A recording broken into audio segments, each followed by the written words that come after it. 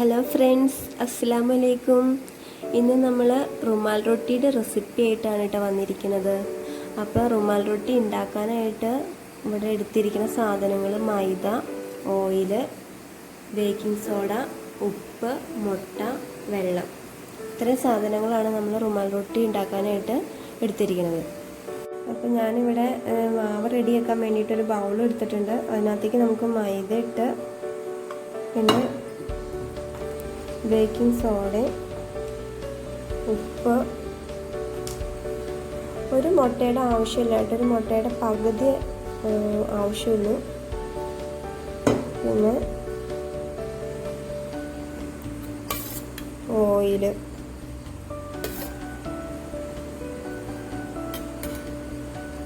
നമുക്കിത് നന്നായിട്ടൊന്ന് കുഴച്ചെടുക്കണം.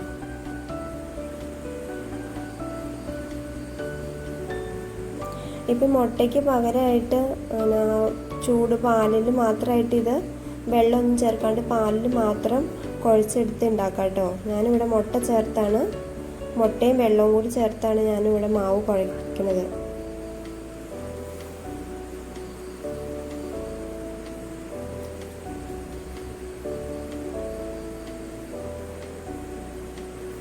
നമ്മൾ ചപ്പാത്തിക്കൊക്കെ കുഴക്കണ ആ ഒരു പരുവത്തിലേക്ക് പോകണ്ട, അതിനും കുറച്ചൊരു സ്റ്റിക്കി ആയിട്ടിരിക്കുന്ന ഒരു പരുവത്തിലാണ് നമ്മൾ റുമാൽ റൊട്ടി ഉണ്ടാക്കാനായിട്ട് മാവ് റെഡിയാക്കുന്നത്. നമ്മുടെ മാവ് ഇവിടെ കുഴച്ച് റെഡിയാക്കി വെച്ചിട്ടുണ്ട്. ഇനി ഇതിനകത്തേക്ക് കുറച്ച് ഓയിലോടെ ഇങ്ങനെ തേച്ച് കൊടുത്തിട്ട്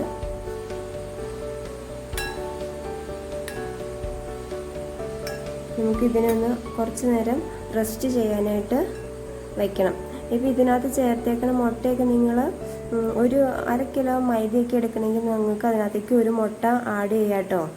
ഇപ്പം ഞാനിവിടെ കുറച്ച് മൈദ എടുത്തിട്ടുള്ളതുകൊണ്ടാണ് ഒരു മുട്ടയുടെ പകുതി ചേർത്തത്. ഇപ്പോൾ ഏകദേശം 20 മിനിറ്റോളം ആയിട്ടുണ്ട്. നമുക്കിനി ഇതിനൊന്ന് പരത്തിയെടുക്കാം.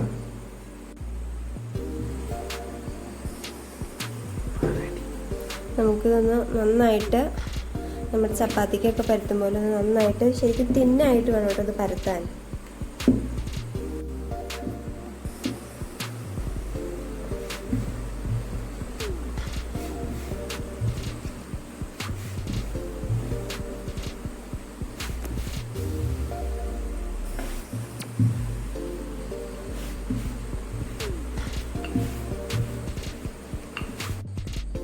നമ്മുടെ മാവ് പരത്തി ഇവിടെ എടുത്തിട്ടുണ്ട്. നമുക്കിനി ഇതിനെ ചുട്ടെടുക്കാം. ഞാനിവിടെ നമ്മുടെ ഉരുളിയോ ചീനച്ചട്ടി എന്തെങ്കിലും ഇങ്ങനെ കമർത്തി വെക്കണം. ഞാനിവിടെ നല്ല ഹൈ ഫ്ലെയിമിലിട്ട് ചൂടാക്കി വെക്കണമെന്നത്. ഇതിൻ്റെ പുറത്തേക്ക് ഇങ്ങനെ നമ്മൾ കുറച്ച് ഉപ്പ് വെള്ളം തളിച്ചു കൊടുക്കണം.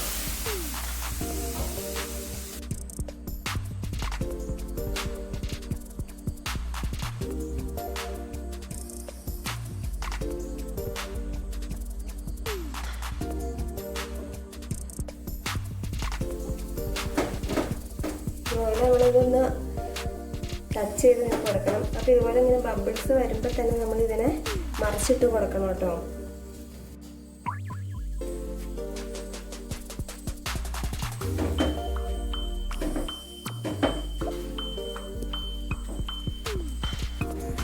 അങ്ങനെ നമ്മുടെ റുമാൽ റൊട്ടി ഇവിടെ റെഡി ആയിട്ടുണ്ട്. ശരിക്കും ഇത് തൂവാല പോലെ തന്നെ ശരിക്കും സോഫ്റ്റ് ആയിട്ടോ, എല്ലാവർക്കും ഒരുപാട് ഇഷ്ടപ്പെടും. ഇത് ഏത് കറിയുടെ കൂടെ വേണമെങ്കിലും കഴിക്കാം കേട്ടോ. ചിക്കൻ കറിയുടെ കൂടെയോ, ബീഫിൻ്റെ കൂടെയോ, വെജിറ്റബിൾ കറിയുടെ കൂടെയോ, ഏത് കറിയുടെ കൂടെ നമുക്കിത് കഴിക്കാം. അപ്പോൾ ഇൻഷാ അല്ലാഹ് നമുക്ക് അടുത്ത റെസിപ്പി ആയിട്ട് കാണാം. എൻ്റെ വീഡിയോ ഇഷ്ടപ്പെട്ടിട്ടുണ്ടെങ്കിൽ എല്ലാവരും ലൈക്ക് ചെയ്യും, സബ്സ്ക്രൈബ് ചെയ്യും, കമൻറ്റ് ചെയ്യും, ഷെയർ ചെയ്യും ചെയ്യണം.